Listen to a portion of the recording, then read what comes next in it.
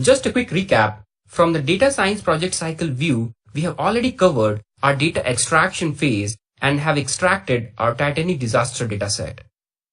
And in the previous module, that was the first part of the exploring and processing data modules, we discussed about the organized step and had some basic idea about our Titanic dataset, such as the basic structure and summary statistics.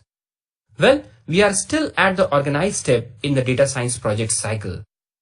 And if we go deeper in the organized step, we are still at the exploratory data analysis phase, and the focus of this module will remain on the EDA phase only.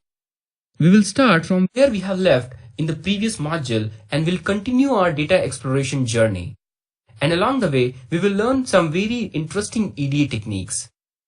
Also, just to reiterate, we'll be covering the data munging, feature engineering, and advanced visualization in the next module.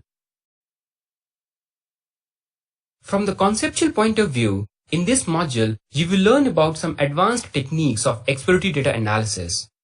We will dig down in the dataset to understand the distribution of various features that will help us to get some very interesting insights. We will also talk about basic grouping and aggregations in this module. And towards the end of this module, we will focus on a couple of very interesting EDA techniques that are crosstabs and pivots. From the tools perspective, we'll be using the same two Python libraries, that is NumPy and Pandas. However, in this module, you will learn some more Pandas and NumPy functions that can be very useful for you in the long run. So now we have set up our expectations for this module. Let's continue our EDA journey and look into the distribution of different features of our Titanic dataset. Distribution is a very important concept in the EDA phase. There are quite a few visual tools that will help you to understand the distribution of data. We have already seen one such visual tool, that is a box plot, that gives you some useful insights by providing the distribution of data using quartiles. We will look at few more visual tools next.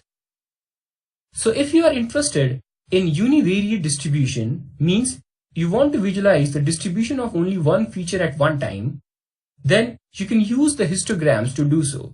It is a very popular visual tool. Kernel density estimation, or KDE, is another visual tool for univariate distribution. But if you want to visualize distribution of two features in one go, then you can use the scatter plot. Well, there are ways to visualize more than two features as well, which is beyond the scope of this course. So let's talk about these distributions, starting with the univariate distributions in the next clip.